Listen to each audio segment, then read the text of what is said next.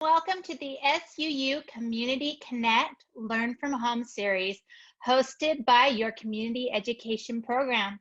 I'm your host, Nicole Stout, and I'm happy that you could join us today. Community Reads is a program created to keep our community connected during this time of staying at home. We invite you to mute your microphone if you are joining us on Zoom and type any questions you might have for the presenters using your chat box. See the mute and chat box options at the bottom of your Zoom screen. And for those of you joining us on Facebook Live, we welcome you to join in the conversation as well.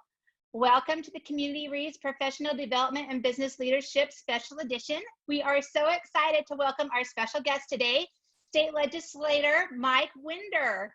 Hello, Mike, how are you? Hello, how are we doing today, Nicole? Doing good. Mike Winder is a member of the Utah House of Representatives and a former mayor of West Valley City. He holds an honors degree in history and an MBA from the University of Utah. He also graduated from the Governor's Honors Academy at Southern Utah University and holds a leadership certificate from Harvard's Kennedy School of Government. A presidential scholar, Mike has been published in the Journal of the Theodore Roosevelt Association and presented a paper as part of the Abraham Lincoln Bicentennial in Springfield, Illinois. He is the author of 13 published books, including the regional bestseller, Presidents and Prophets, The Story of America's Presidents and the LDS Church. He is excited to visit with SUU's Community Reads about his latest book, Favorite Scriptures of 100 American Leaders. Wow, that's quite the bio, Mike. Well, Super thanks, impressive. Nicole. Can you speak at my funeral? That was a good little intro. I appreciate it. Thanks. If you can write it for me, I would love to. So give us some of your background. Where did you grow up? Well, I grew up went to Taylorsville High School. My deeper roots are in West Valley City, there on the old Winder Lane by Winder Dairy, where I live That was presently. a question. I was going to say, are you related to the Winder Dairy Winders? I am. Milk in my veins. I even have a milk can here to prove it. Let's see. Oh, wow. Yes, you do. Nice. Do you keep anything in it? Had fun with the family business. No chocolate milk today in the milk can. But yeah, so grew up around on the west side of Salt Lake County, deep roots there. My kids are the 6th generation Winders to live on Winder Lane out by the dairy. In fact, I even have this is the value of that. Oh, that's awesome. So there they are on the old tree line lane out there. Oh, that's darling. And we have a cemetery on the other side there that the family started in the 50s. And for a while there, we had the dairy and the bakery and the cemetery. And Grandpa Ned Winders said, maybe our family slogan should be, drink our milk, eat our bread, and let us bury you when you're dead. But we never quite adopted that one. But, that would be so good. Yeah. That's a real ring to it. I like that. It is, but you know, my SUU is near and dear to my heart. I had my first exposure with Southern Utah University in high school when I was accepted to the Governor's Honors Academy between my junior and senior year of high school, and was able to go down and spend a couple weeks on campus. Loves the geology professors that would take us out in the national parks, and the English professors that let us watch a sneak preview of some of the Shakespeare plays there and then write about them. And so as an adult, I ended up going to the U, had a scholarship there and went that way. But my 2 oldest kids are SUU students. And the younger 2 might be as well. We've kind of fallen in love with SUU. I have a daughter, Jessica, that's a psychology major there. She's a junior. So I wore my proud SUU pin today. Oh, good for you. That's a good dad. Go T-Birds. Support the school. Well, and you got to admit, don't you love Scott Wyatt? I mean, is he not the best university president in the state? Absolutely. We sit there at the legislature every year, and the different college and university presidents come up and ask for money, and they all do that. But Scott's unique because he comes up 2 years in a row now. We're actually lowering tuition or holding tuition at SUU when everyone else is raising tuition. Mm-hmm. And then I read just last week, he's giving up his salary during COVID so that they can retain employees there on campus at SUU. And I'm like, oh, that's amazing. I hadn't heard that. He is a good guy. SUU's got a lot of good stuff going, a wonderful MPA program, I hear. And of course, this SUU Reads program, which is just gaining momentum. So I am honored to be on here, Nicole. Oh, well, I'm so glad that you're here to join us. So I wanted to ask you a couple like personal questions before we go on to your book, but I was just curious, what got you involved in politics? Why did you decide to go that direction? So I'm one of those political nerds. I'll just own it, right? I mean, when I was little, Uh-huh. my hero was Alex P. Keaton. Um, I was the teenage Republican chair for the state of Utah, student body president. And so I kind of grew up in student government and debate and was really involved with that sort of thing. The question is, and there's kind of this ethos in our family of giving back and wanting to serve, right? You see that Mm-hmm. whether it's cousin Jim Winder that was the sheriff for a while in Salt Lake County, to big sister Amy Winder Newton that ran for governor recently. And so this idea of giving back is kind of part of our family ethos. And I think as all of us, we try to make the world a better place, and public service has been a way for me. Mm-hmm. So what made you decide to run for West Valley governor when you were when you were mayor? I shouldn't say governor, when you Yeah. were mayor of that. So what spurred that on? So when I graduated with an MPA, I was hired to work in the Economic Development Office at West Valley City, and loved that. Was there 4 years learning how to attract and retain businesses and whatnot. There was a death in the family business, and so they invited me back to Winder Dairy to help fill in and as an executive there, and which I did. But I missed the city. I learned that city government is really where the rubber meets the road, and you can make a difference. So I ran for the city council and won, and served 4 years on the West Valley City Council. And then when our mayor Dennis Nordfelt retired, I ran for mayor, and lo and behold, won. So. And you were the youngest mayor, right, in its history? Yeah, as a 33-year-old kid, and I learned a 33. lot. I can't even imagine. I made That's some awesome. mistakes, and I did a lot of good things, and really enjoyed championing Utah's second largest city while I was there. So, Oh, wow. That's awesome. That's awesome. So besides politics and writing, what else do you do to occupy your time? What other occupations do you do? well, I have 4 kids, and my sweet wife Karen is president of the Granite School Board. Speaking of giving back, and a piano teacher, so we keep busy that way. Um, I love to plan the family trips, whether it's a road trip or further afield, and I like to live it 3 times. Once I plan all the details and like to play travel agent.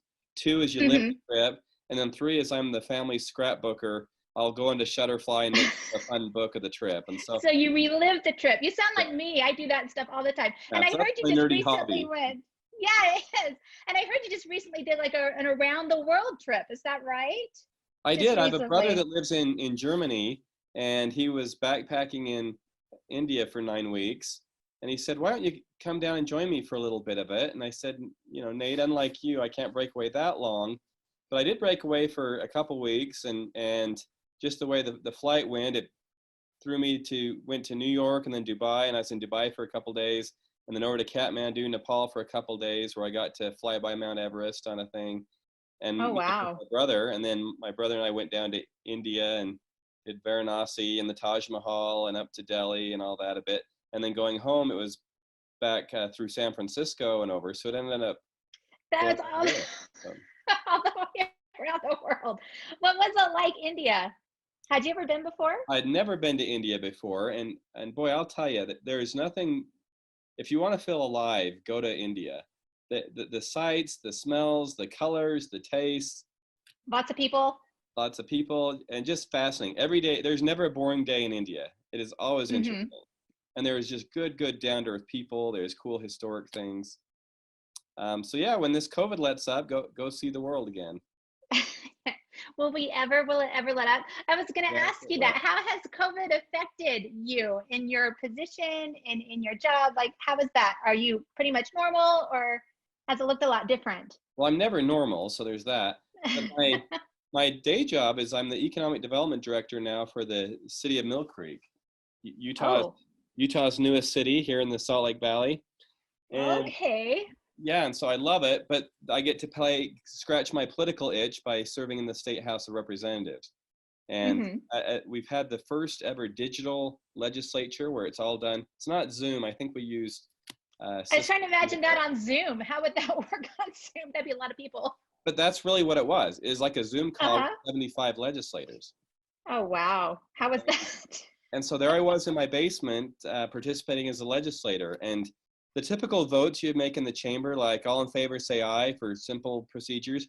we couldn't do. We had to go in and vote on every. Did you raise your hand on the Zoom? Yep, On the they link? had a Is way that to how raise you did your it? hand, and the speaker would call on you. And only once did I accidentally unmute and talk to one of my kids, and the speaker said, Oh, oops. and and As your face is like on the screen. right. But nobody went to the bathroom during the call. I mean, we all behaved ourselves for the most part, and we were able to get some emergency things done for the state of Utah. And I think we'll have another one later in June too, because one of the best things about Utah is we're nimble, and as we get real-time data and budget info, we'll decide so that we're not in a hole later. Yeah, that's just crazy. This whole COVID thing has just been absolutely nuts. So how does Utah rank among other states? Are we pretty good with COVID? Like with the cases and the way life is right now? I did a constituent email last week that said there is nowhere in the country you'd rather be than Utah. And when you look at the number of deaths per capita, we're 5th. When you look at testing, we're in the top 2. When you look at the amount of freedoms and opening up, we're right there with South Dakota as the 2 freest, if you will. When you look at the number of PPP loans, those are the loans to help with payroll protection. We're number 1 in the nation on per payroll. If you look at rainy day funds and preparation to move out of this, we're in the top tier. I mean, you just go down the points, and there is nowhere you would rather be right now than Utah. Wow. You know, I believe it. Around my city right now, I see all sorts of states from out of town. I think people are feeling that. I think they're feeling the love of Utah and coming. Well, and it's a balance, right? I mean, I still wear my mask when I'm out there in public, I still am coming to work, and I've eaten at a dozen restaurants since May 1. But yeah, I'll wear my mask when I go into the gas station or the grocery store. And yeah, that's a nice mask. Distancing, and yeah, it's definitely worth being smart and not being too extreme or the other. We can't just stay home forever. Just last week, we hit the same number of COVID fatalities in Utah as we did traffic fatalities. Really? Yeah. Oh, wow. And yet we don't shut the roads down until that drops to 0. We don't cut all the speed limits to 30, even though that would save lives. We have to tolerate a certain amount of risk in life. Yeah, there's a give and take for sure. There is. But the best thing about COVID and being quarantined, I should say, is maybe you get a time to catch up on your books and to read more, right? Right. And that was my next question. So what influenced you to be a writer? Why did you decide to start writing? So let's see, if you have me share my screen a bit, I'll kind of walk you through the saga, because I never intended to be a writer. This was kind of an accidental thing.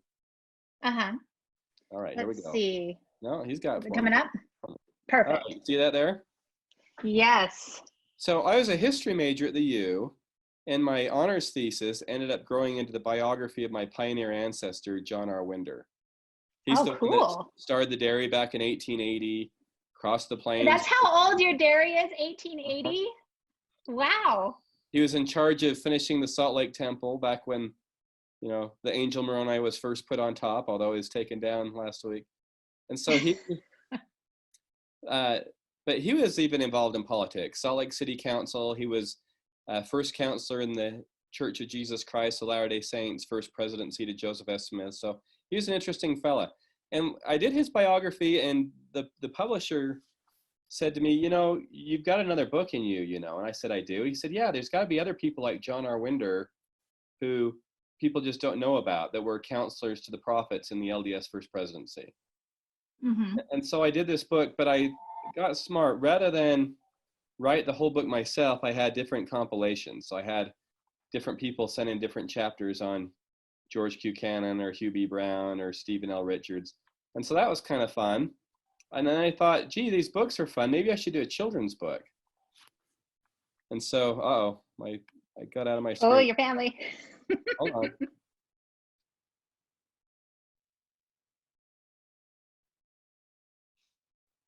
Cute kids. Yeah, that's the kids. They're adorable. I've always liked them. Okay, so here we go. Back to the books. There we go. So I did a Christmas animals book, and that was so fun. What I did is I sent a little RFP, for lack of a better phrase, to the 2 local high schools, Granger High and Hunter High, and said, hey, are there any art students that want to make $500 illustrating a book? And Lindsay Ayers, very talented Hunter High School senior, she applied. They all sent their portfolios in. We picked her, and I kind of told her what picture I wanted, and it's a fun children's book. She ended up winning Sterling Scholar in Art for being a published author in high school. I had fun with a little children's book, and so that was that one. Oh, wow. I had someone say, you know what, you did the counselors to prophets. What about the presiding bishops? They kind of run the money for the LDS Church. That'd be an interesting biography. So I put that. That would be. I did one back in 2002 about Utah in the year 2050, and had different people submit chapters with their predictions for the future. And a young guy. What were some of those predictions? Oh, you had Randy Horiuchi predicting that they'll drain the Great Salt Lake and put homes on it because the water will be so low, which if you look at how empty the lake is, that's not too crazy maybe. But you had a young guy named John Huntsman Jr., who was a candidate for governor, write the foreword for me. Yeah, I saw that. Nice. Very nice, before he was too famous.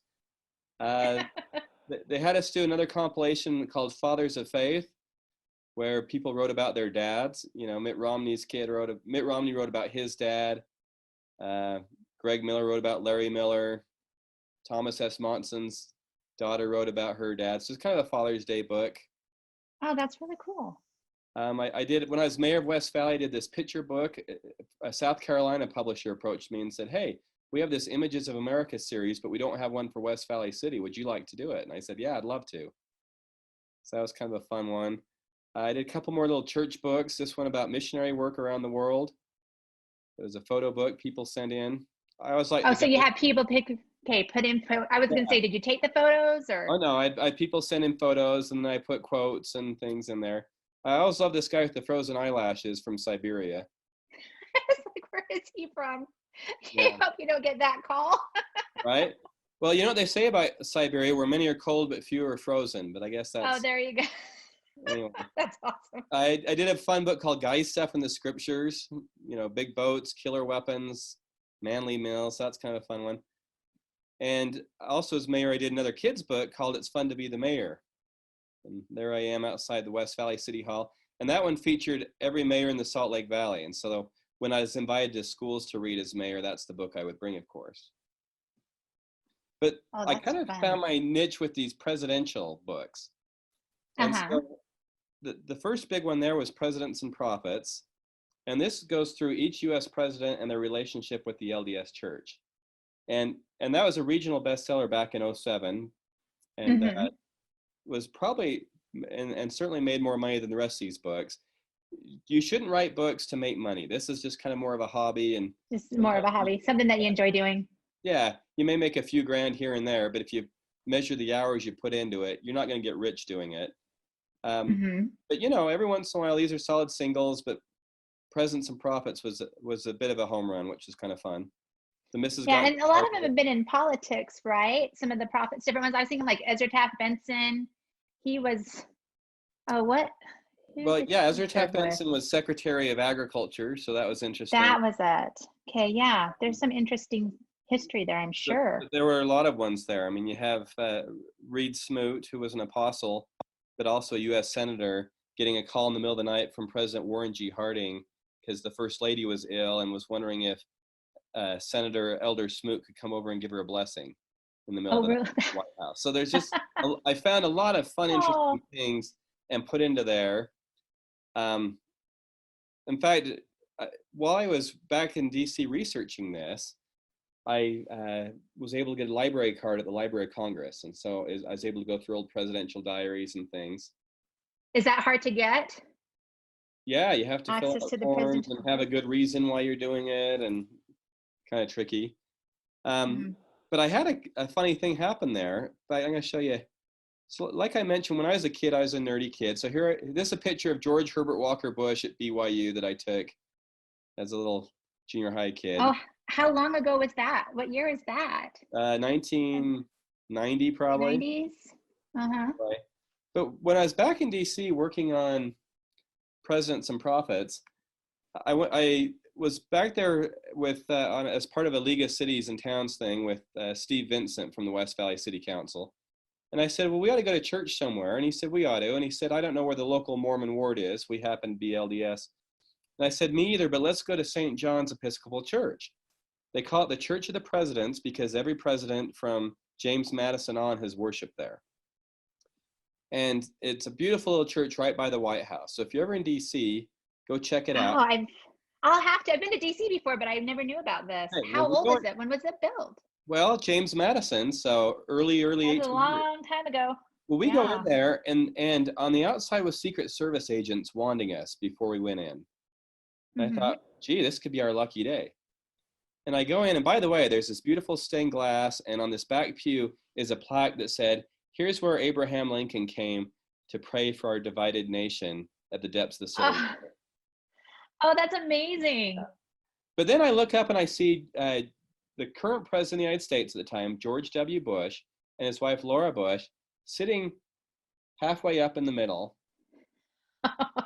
and so I walked down. You picked a good day to go. Well, yeah. So I walked down, and I'm kind of gutsy, as those of you who know me know. And there's a lady on the end. I said, excuse me, are these seats taken? And she said, no. And so I go and I sit next to Laura Bush. And you do have a lot of guts. And I nudged Councilman Vincent with me, and I said, look who we're sitting by. And he about fell off the bench when he saw Laura Bush and George Bush there. But, well, they do. That's a great story. They do a thing to call. You're like, oh, you guys look familiar. Yeah, well, they do this thing, though, in this church where they have the giving of the peace. So the pastor invites everyone to stand and shake hands with your neighbor and say, peace of the Lord to you, peace of the Lord to you. And there's two big Secret Service guys behind us. And I thought, I wonder if they'll budge, Nicole. So I go, peace of the Lord to you. And they go, peace of the Lord to you. And they did? And then that's awesome. Laura Bush grabbed my hand, Nicole, and with her soft Texas drawl said, peace of the Lord to you. And I said, peace of the Lord to you. And then just as I sat down, George W. Bush saw me, reached his hand across his wife, clasped my hand, and said, peace of the Lord to you. I said, peace of the Lord to you, Mr. President. And then sat down. Well, then it gets crazier. Now it's time for communion after a while. And we were invited up row by row to take the bread and the wine. And I said to Steve Vincent with me, I said, Steve, what do we do? And he goes, I don't know. It's kind of their sacrament. I've never drank wine. Why start now? You know? So everyone's going up row by row. They get to us, we stay put. And the first family goes up with Secret Service in tow, take communion, come back, and then they sit down and look at us like, you weirdos, why didn't you go up? And so I really felt some explanation was needed, but it was like the reverent part of the meeting, right, Nicole? And right. And so I wrote on my business card, President and Mrs. Bush, even us Mormons from Utah, pray for you and are honored to worship God together, Mike. And I wrote you back. And I set it down next to the first lady. She picked it up and read it and smiled at me. She nudged her hubby, and George Bush puts on his reading glasses, reads it, and then he pulls out a black Sharpie and writes, thanks, Mike, and God bless George Bush, and gives me my card back. Oh, that's amazing. I love that story. So, yeah, that's definitely something to keep. So years later, he came to the Sandy Costco, and I had to stop in for a picture.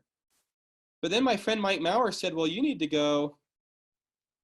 What you really need to do, Mike, is go down to the Maranatha Church in Georgia. So I went with my dad, and we went down one weekend to the Baptist Church in Georgia. And what's cool about this is, guess who teaches Sunday school there? Jimmy Carter. No way.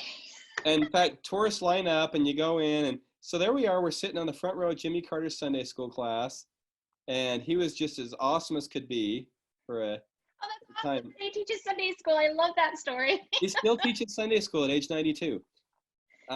He's 92. And then afterwards, he and the former first lady will get your picture with you. So here's me and Jimmy Carter and Rosalind Carter and my dad, Kent Winder. Anyway. Oh my gosh. Okay, so how was his Sunday school class? You know what? Really good. To be honest. Really good. He was teaching the book of Revelations that week. And he said, this was written by the Apostle John. And what do we know about John the Revelator? And people had raised their hand. And I raised my hand and said, he was with Peter and James and the Lord on the Mount of Transfiguration. And Jimmy Carter looked at me and said, that's right, he was. And we don't understand why, but for some reason, Peter, James, and John keep showing up at these important points in the New Testament together.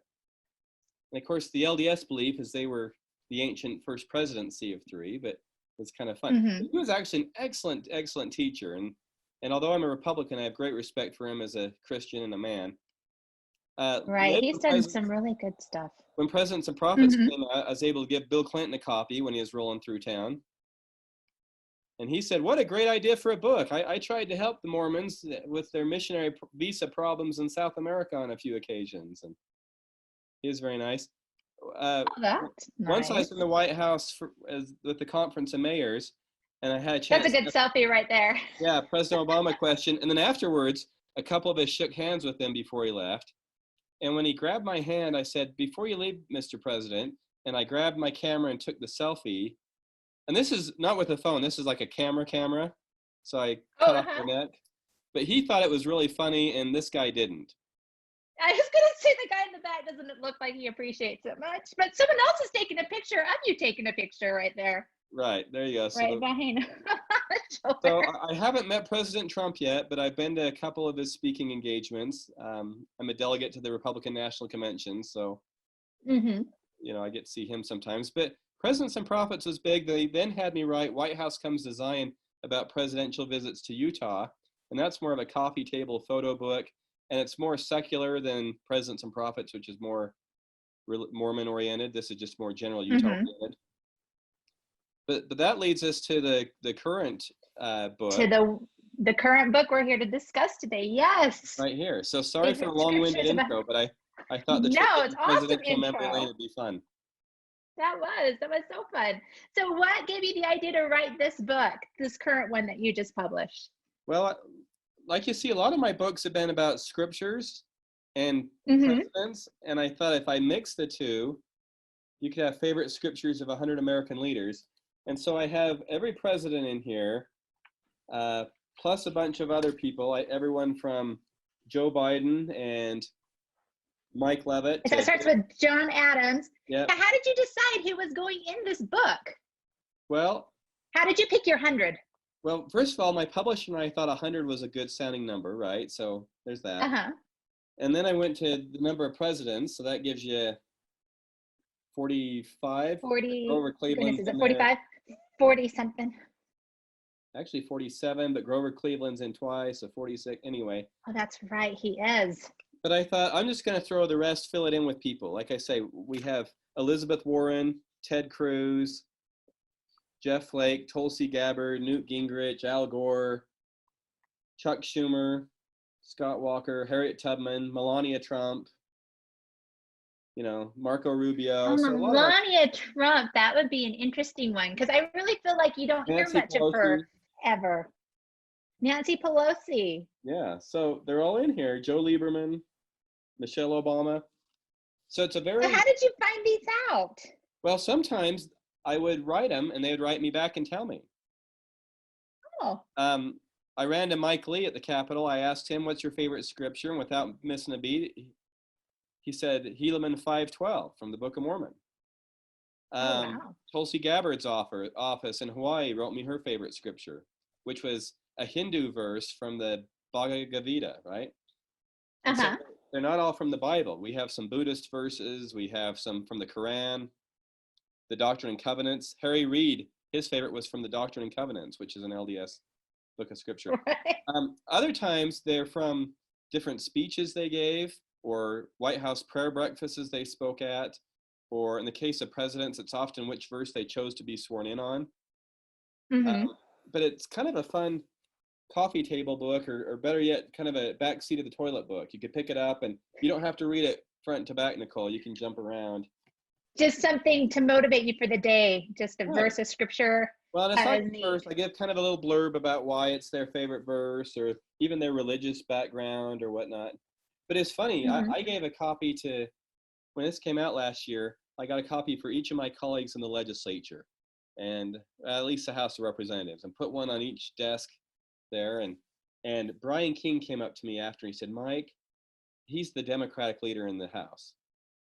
And Leader King came up to me, he said, Mike, I'm so glad you gave me this book, but it's kind of been disturbing for me. I said, oh, why? Why? And he said, well, at the back I have a scripture index, right? So you can look up. Uh-huh. And he said, and I got looking at the scripture index to see if my favorite scripture was there. He goes, and sure enough, there it was, 2 Timothy chapter 1, verse 7. For God hath not given us the spirit of fear, but of power and of love and of a sound mind. And he said, I was so excited to see my favorite verse in there. And then he Oh no, said, but who is it with? Who it was. So he looks it up, and it turns out it was Sarah Palin. And so I have the Democratic leader of the Utah saying, yeah, so now Sarah Palin and I have this religious bond that I didn't know about, and I'm not sure I like it, you know. How I feel about this.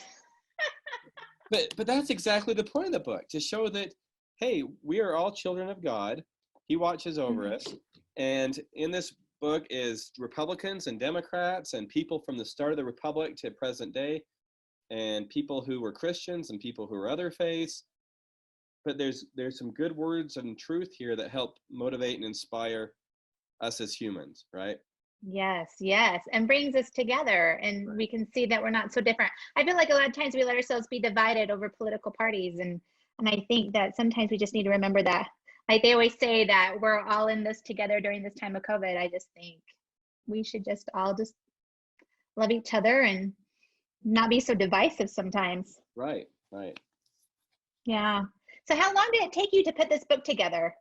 Well, writing everybody and asking everybody? Did that? All these books end up being kind of a couple-year project. I'm always kind of choosing a new book. And so this is a skinnier book, as you can see. So that helps. But it does take a while to kind of research and get all the info and get people to respond, because everyone's busy, especially these folks. And so you either have to research a lot or hope they respond. That'd be the easiest, right? Yeah. Did you have any that surprised you when they responded, or any that were your favorite, where you were like, oh, that's my favorite scripture? Any that you bonded with? It's funny going into it, because you have things like John Adams. His favorite scripture is from the Hindu Shasta. And he admits, I like this verse. It captures my religion more than anything I've even read in the Bible. And that was shocking to me, because you picture John Adams and our founders as, you know, these waspy Bible reading guys, right? And they were, but they read other things. What was interesting is how some people didn't seem to have a favorite scripture, and so I would kind of have to default to maybe a scripture they used in a speech or something and cheat a little bit. But then there's other presidents who truly had a favorite scripture and used it over and over and over again. Bill Clinton quoted Galatians 6:9 on let us not become weary in doing good, and even kind of the verses around that, dozens and dozens of times in his speeches, in his letters, in his writing. And George Washington had a verse he liked out of Isaiah on everyone shall, I'm going to pull it up for you so don't slaughter. But they shall sit every man under his vine and under his fig tree, and none shall make them afraid, for the mouth of the Lord of hosts hath spoken it. And he loved that idea of, leave me alone. I want to go to Mount Vernon. I want to rest. I want to be free. I want to live in a free country, and no one will harass or make anyone afraid. And in the musical Hamilton, that Micah 4:4 is referenced, of course. Lin-Manuel Miranda tapped into that, but Washington quoted that one verse over 40 times in different things. Oh, wow. So then for sure you got to know that's his favorite then. Yeah. And then you get some like Teddy Roosevelt, where it's no surprise at all. I mean, Teddy Roosevelt is that, you know, robust, make it happen, rough rider, carry a big stick president. Yes. His verse, be ye doers of the word and not hearers only. I mean, is there any surprise there? That makes sense. No. Yeah, so a lot of them are like, oh yeah, that makes perfect sense. And other times it's like, really? Really, John Adams? Something from the Hindu? Anyway, it was fun. That's fun. Did you find yourself liking certain politicians more by what they chose? One of the things I've liked is, like, I had people come up to me after Presidents and Prophets that were staunch, after I did that book, and they were staunch Republicans, and they said, I've hated Lyndon B. Johnson my whole life. But when I read about the tender relationship between Lyndon B. Johnson and the LDS prophet David O. McKay, I've completely changed my view on him.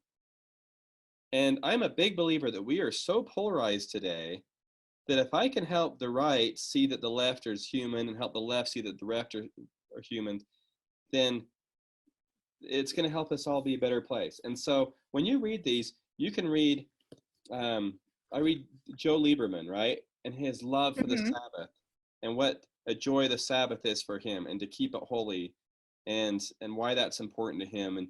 And you read these people of different parties and you're going to realize that, you know what?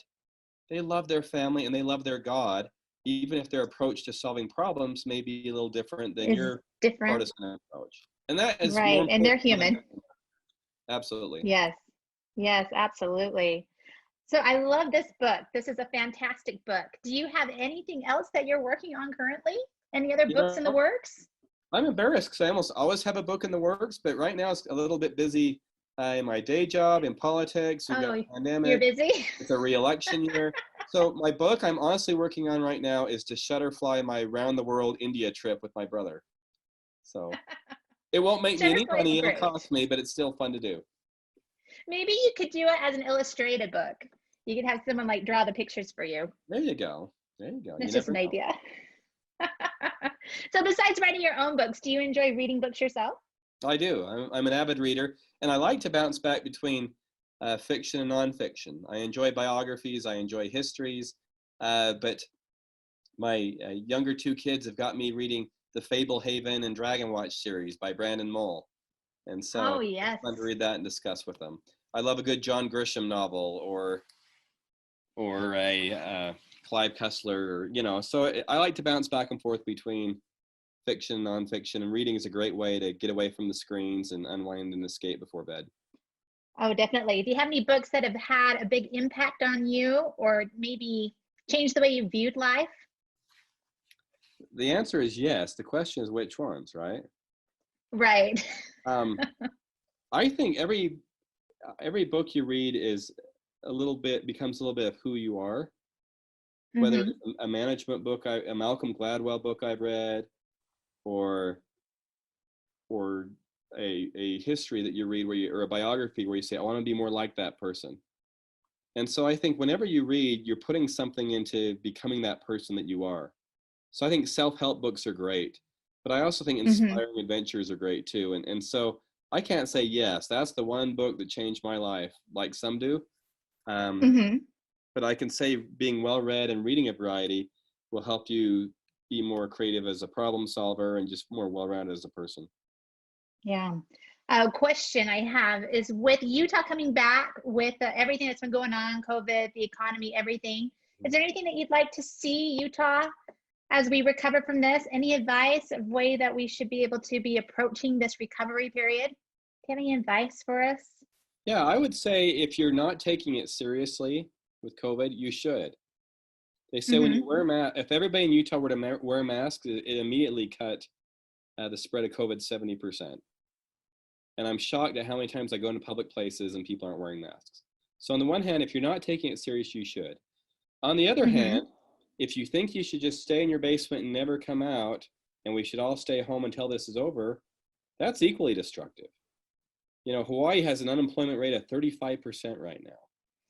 Oh my gosh. Is it because a lot of it is tourism probably? Yeah, they're used to 800,000 people a month coming there, and it was 700 last month because of the tight restrictions. Right. And in my day job working in economic development, these mom and pop businesses, they will die if we don't. Yeah, they can't survive. And then we're also seeing as a state an increase in suicide, substance abuse, child abuse, and with people losing their job, people coming off health insurance. All of those are very, very bad trends for the long term. And so to be so extreme to say, you know what, I'm going to go to a big concert and not wear a mask, don't. That's foolish. That's just going to lead to spikes. Even if you're asymptomatic, you can spread this thing. On the other hand, if you say, I think we should just lock up forever, that's wrong, because in that case, the cure is going to be worse than the disease. So Utah is really trying to craft that rational, common sense approach. And I think if we do that as a state, we're going to be just fine, and we're going to actually lead the nation out of this thing. Yeah, I agree with you. That's very good advice. I'm going to go over to some questions that have been typed in for you. Are you ready for this? Yeah. Okay. I'm an SUU MPA student, and I wanted to ask Representative Winder what book was the hardest to write.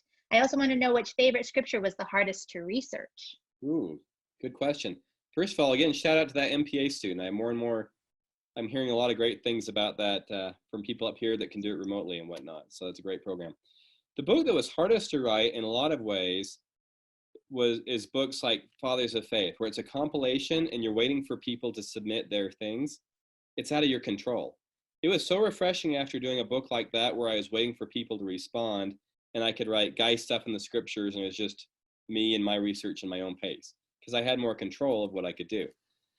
This one was kind of a mix that way because I was waiting for people to respond, but I could also go out and research and find things too. And so that the answer to that one is that the compilation ones are harder than you think. You don't have to do as much writing, but you have to bug people a lot to get stuff back, and that's hard. The hardest scripture to research is I was really wanting to get a scripture by, oh, this was funny. Al Franken was, when I was writing this book, was a very prominent Democrat. And Senator Franken, and I really wanted to get a scripture from him, and I really couldn't find a good one because, you know, former Saturday Night Live host, when he did use a verse, it was like to mock the religious. It wasn't like really a favorite of his, right? And so I was actually kind of relieved because when he resigned his seat, I thought, oh, I'm going to throw someone else in there instead. I think I threw Harriet Tubman in, which is far more deserving anyway. But some of those were tough to find. The presidents were actually easy because they all have presidential libraries with tons of stuff you can research. And we know on every single president what the verses they chose to be sworn in on. So the presidents were easy, but some of these other ones got a little tricky. Another question I have is, what advice would you give someone who is considering running for office? Okay, that's a fair question. I would say, don't be afraid to start small. And what I mean by that is we saw a few people running for governor this time who had never held a public office in their life. And I'm not a believer in career politicians. I've been in and out of it myself. But I think that, first of all, you'll be amazed at the impact at the local level you can have. And second of all, it's good to earn your dues and learn the ropes as you go. And it's not necessarily even elective office. Before I ever ran for the West Valley City Council, I was on the West Valley City Civic Committee and on the West Valley City Historical Society, and I had volunteered for some committees in my community. And before my wife ever ran for the Granite School Board, she was involved with the PTA and the community councils and kind of followed her passions and interests. So get involved, even on a volunteer basis, whether it's helping with a campaign, whether it's being on a committee. There's so many ways to serve. And Utah leads the nation in volunteerism. So get out there and be part of a committee, be part of a planning commission before you run for a city council maybe.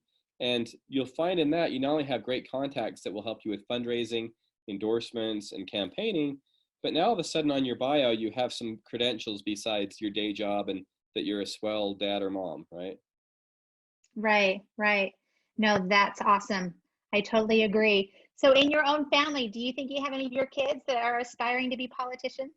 You know, it's really funny because my oldest daughter is like, she's the psychology major at SUU, and she's like, nope, not my thing. My next boy, Michael, who had been on a mission in Paraguay and gets reassigned to California, Riverside tomorrow. Oh, was he one of those reassigned? He was one of those. We've enjoyed 2 months of intermission with him. But he's like, you know, that's not my thing. But then my younger two, my younger one, John, was just elected junior class president at Granger High School. And he was his junior high student body president as well. So I could see him getting involved. And then my youngest. He's taken after his dad. Yeah. And then my youngest, Grace, she's 12 years old. She's a Spitfire. And I could see her get involved. In fact, she said to me the other day, Dad, I'm so glad it's an election year. I love campaigning with you. Because she loves to go door to door and meet interesting people. And of course, I buy her a gas station treat after, right? Oh, there you go. She was tap into that. That's good. But little Grace was helping my sister Amy campaign for governor, helping to put up signs and gather signatures and all that. And Amy said, "You're so lucky that you have a Grace. I don't have a Grace." So my 12-year-old It's You probably can lend out your grace. yeah. Well, Mike, this has been so fun talking to you, and I've really enjoyed getting to learn about your book. This sounds amazing. I'm excited. I never got my copy in time. I am excited to get it, and I'm going to do that. I'm going to Well, read it and get inspired once a day. you never know who's working from home or the distribution channels or whatnot. But with these books, you'll find they print a bunch and then they blow them out at the end. This has been out for a year or two now, so I think you can pick it up super cheap right now. And like I said, Yeah, where can we get it? So if you Google up MikeWinder.com, I have links to my books. You can go that way. But just go to Amazon. Uh-huh. Go to Amazon.com, put in favorite scriptures of 100 American leaders, and it makes a really good gift book. Father's Day is coming up. Oh, Father's Day. That's And good. so that might be a good, easy book that you could put a gift card with, and boom, Father's Day is done. So there's the shameless book plug. But yeah, just go to Amazon. That's awesome. Get it. Okay, that's fantastic. Hey, thanks so much for joining us today, Mike. I've really enjoyed it. Hey, thanks so much, for Nicole. tuning in. Thanks, everybody. Go T-Birds. Yes, go T-Birds. Thanks for tuning in today for Community Reads. Join us every Tuesday at 2 o'clock as we interview authors and community leaders as they share with us their favorite reads. Next Tuesday's interview will be with real estate agent Margie Hare. Next Wednesday at 4 o'clock, I will be doing our last special segment, Community Reads, for our Business and Leadership edition. So tune in for that. I will be interviewing the Dean of SUU, Mary Pearson. Dean Pearson's book discussion book and gifts from SUU are in the mail. We will be discussing Make Your Bed, Little Things That Can Change Your Life and Maybe the World by Admiral William H. McCraven. We encourage members to start reading as soon as they arrive and be ready to tune into the discussion on May 27th. From all of us here at SUU Community Education, we hope you enjoyed learning something new. You can watch the recording of this class at suu.edu/keeplearning or follow our YouTube channel at SUU Community Education. Thank you all for joining and have a great day.